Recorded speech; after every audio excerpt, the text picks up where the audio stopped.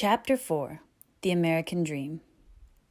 Will Count's photo of Elizabeth Eckford told the story of segregation in an instant, but it did more than tell the facts. It provoked a reaction. Americans were stunned by the depth of racial hatred suggested by the photo. The twisted, snarling face of Hazel Bryan hinted at racism's deep roots in American culture. In contrast, Elizabeth's resolute appearance in the face of such hostility suggested that African Americans were determined to use and defend their basic constitutional rights. Rights taken for granted by most Americans. The idea that every person should be able to get a basic education paid for by taxpayers arose early in the history of the United States. The nation's early leaders agreed that to succeed, a democratic form of government needs educated citizens. So they set up public schools. Throughout the world, a good education had usually been reserved for a small group of people, typically boys from wealthy white families. In some cultures, girls, members of minority groups, and poor people didn't get formal educations at all. Many lived their whole lives without knowing how to read or write. But in the United States, public education became a cornerstone of community life. Many white children attended elementary school in the 1800s. Still, only 2% of the population in 1870 had finished high school. During the ensuing years, high school graduation rates soared. Graduation became the ticket to a decent job and entry into the growing American middle class.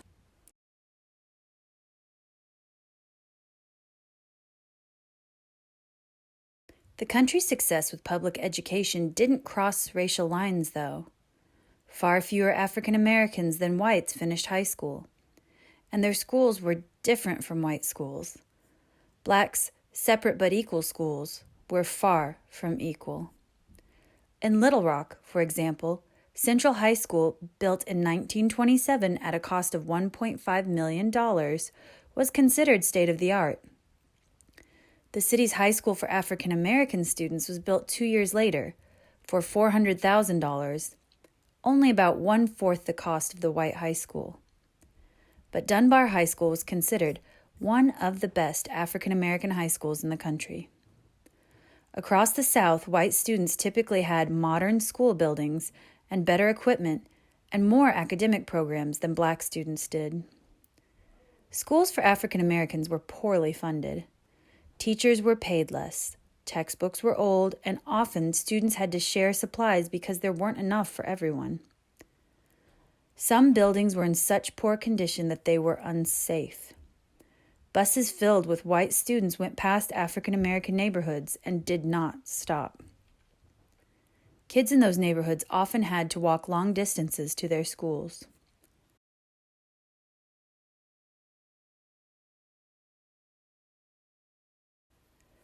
Faced with court challenges, segregationists saw they would lose their cause if they did not spend money to improve African American schools.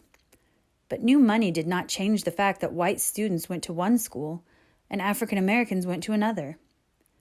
States and cities had a practical problem as well. Taxpayers had the burden of supporting two separate public school systems. It was too costly.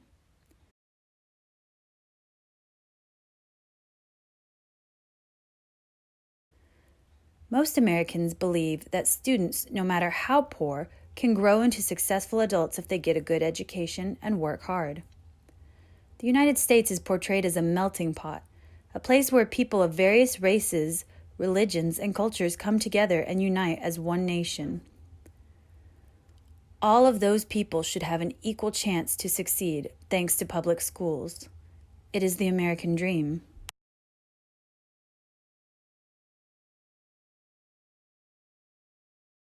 The photos from Little Rock show students who wanted the American dream so badly that they were willing to confront the military. Elizabeth Eckford's photograph suggested that the American dream was a lie, at least for African Americans. Dorothy Butler Gilliam, an African American reporter, summed up the reaction of millions of Americans to the attempt to integrate schools. If this is what it takes to bring this about, What kind of country is this? Reporters found it difficult to be neutral on the issue. New York Times reporter Benjamin Fine had put his arm around Elizabeth to make her feel safe. It was a human reaction, but not a professional one. Reporters are not supposed to be part of the story. They aren't supposed to get involved in what they cover. But the hatred and violence were impossible to ignore. African American reporters were beaten when they tried to cover protests. Newsmen heard the threats and saw the violence. Segregationists threatened white reporters too, but they rarely hurt them seriously. "We knew what the right side was," said Herb Kaplow, a journalist who covered key moments in the civil rights movement.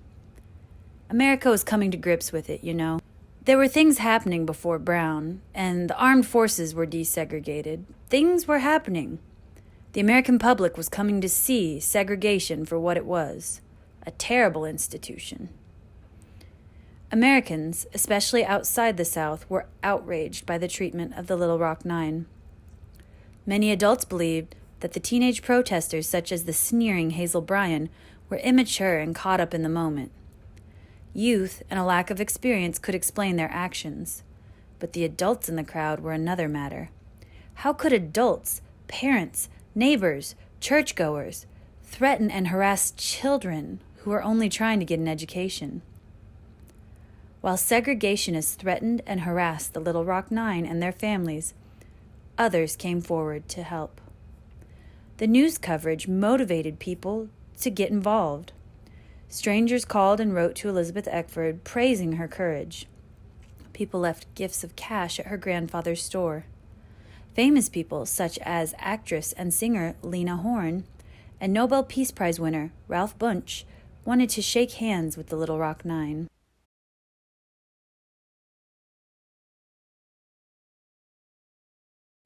Bill Clinton, who was governor of Arkansas before becoming president, was just 11 years old when the Central High School crisis erupted. He would later say the Little Rock Nine shaped his views on race and justice. "It was Little Rock," he said, "that made racial equality a driving obsession in my life."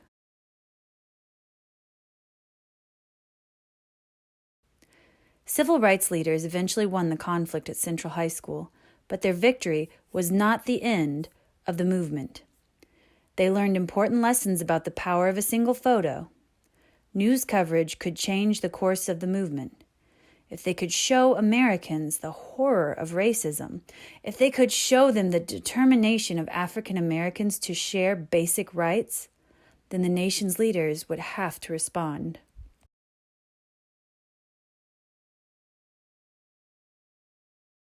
The rest of the Little Rock Nine.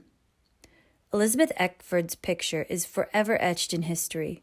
A young girl, her eyes hidden behind sunglasses, tightly holding books as if they could shield her from the rage of the angry mob. Although Eckford became the face of the Little Rock confrontation, 8 other students also tried to enter the school that day. Together they are known as the Little Rock Nine. Meet the other 8. Minnie Jean Brown, Tricky. Like the rest of the Little Rock Nine, Minnie Jean Brown was constantly tormented at school. She was expelled after calling one of the bullies white trash. Tricky attended Southern Illinois University before moving with her husband to Canada, where she lived for several years. She received bachelor's and master's degrees in social work from Canadian universities. She is a social activist and college teacher, and she worked in the U.S. Department of the Interior during the Clinton administration. Ernest Green. The first black student to graduate from Central High, Ernest Green attended Michigan State University, where he received bachelor's and master's degrees.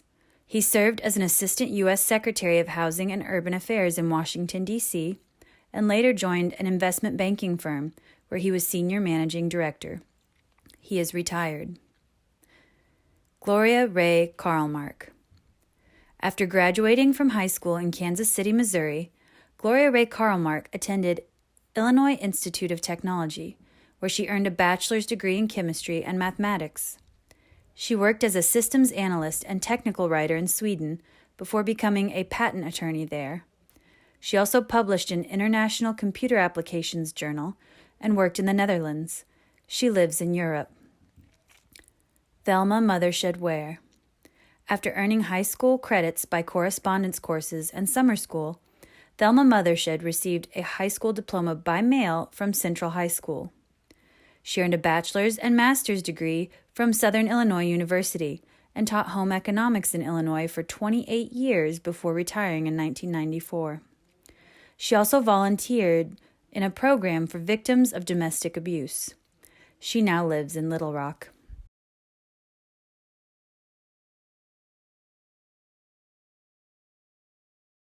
Melba Patillo Beals. The author of 2 books detailing her experiences in Little Rock and after, Melba Patillo finished high school in California, where she lived with a sponsoring family from the NAACP. She graduated from San Francisco State University majoring in journalism and earned a master's degree from the Columbia University Graduate School of Journalism. She worked for television stations in the San Francisco Bay Area before becoming a consultant and motivational speaker. Her first book, Warriors Don't Cry, a searing memoir of the battle to integrate Little Rock Central High School, was named an American Library Association notable book for 1995. Its sequel, White is a State of Mind, a memoir, was published in 1999. She is chair of the Department of Communications at Dominican University of California, where she teaches journalism. Terrence Roberts. The Roberts family moved to California after the historic school year in Little Rock. Terrence Roberts graduated from high school in California and earned bachelor's and master's degrees in California. After earning a doctorate from Southern Illinois University in Carbondale, he taught at the college level. He runs a management consulting firm and works as a psychologist. Jefferson Thomas. A track athlete, Jefferson Thomas had to give up his sport to attend Central High. School leaders would not allow the Little Rock Nine to participate in extracurricular activities. Thomas received a degree from California State University in Los Angeles. After serving in the Army in Vietnam, Thomas had a career in accounting with Mobil Oil and the U.S. Department of Defense. He died of cancer in 2010. Carlotta Walls Lanier. The youngest of the Little Rock Nine, Carlotta Walls Lanier attended Michigan State University for 2 years and graduated from what is now the University of Northern Colorado. She owns a real estate brokerage firm in Denver and is president of the Little Rock Nine Foundation, a scholarship and mentoring organization.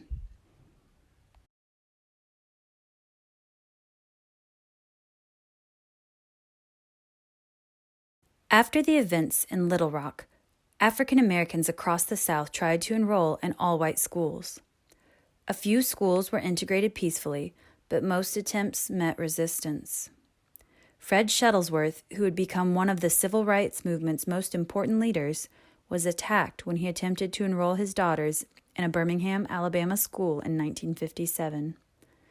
Shuttlesworth intended to enroll the children in Phillips High School, an all-white school with an excellent reputation. With news cameras present, a group of white men lunged at Shuttlesworth and beat him severely. His wife was stabbed in the hip when she tried to stop the men. Police finally broke up the attack. Shuttlesworth survived, and the violence had an unintended beneficial effect. As with the Little Rock Nine, who became heroes, Shuttlesworth's bravery won him groups of followers. The civil rights movement gained much-needed foot soldiers. African American leaders needed people who were willing to go to jail. They needed people who were willing to risk their jobs, their homes, and even their lives.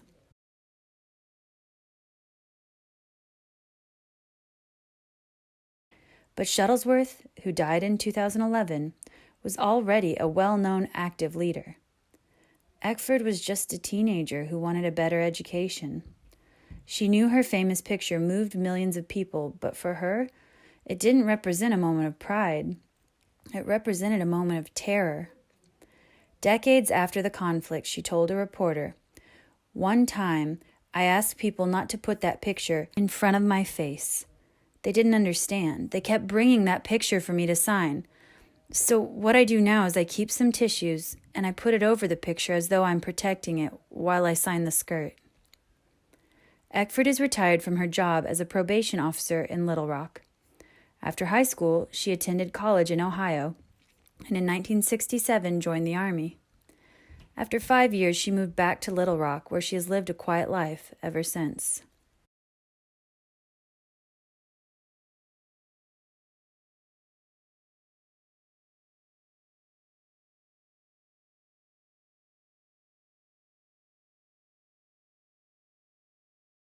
While Little Rock Central High School is now a National Historic Site, African American leaders don't consider what happened there a turning point in school integration. The Little Rock conflict ended with a victory, but efforts to integrate schools in many parts of the country remain slow and controversial more than 50 years later. Lawmakers and judges still struggle with the issue, and the state of America's inner-city schools can be seen as evidence of racism in disguise. But Melba Patio Beals, one of the Little Rock Nine, sees progress, and it gives her hope. 4 decades after the conflict, she returned to Central High School and took a tour. When I got to the top of the stairs, I saw a young black boy wearing wire-rimmed glasses, slight of stature. He bowed and said, "Welcome to Central High School. I'm the president of the student body." Of course, I was quite tearful. Climbing all those stairs, seeing him. I hadn't been up those stairs in 40 years. So when he stepped out, I was expecting something other than this black child. This had been my dream, my vision. This was why I had endured all the pain and physical punishment.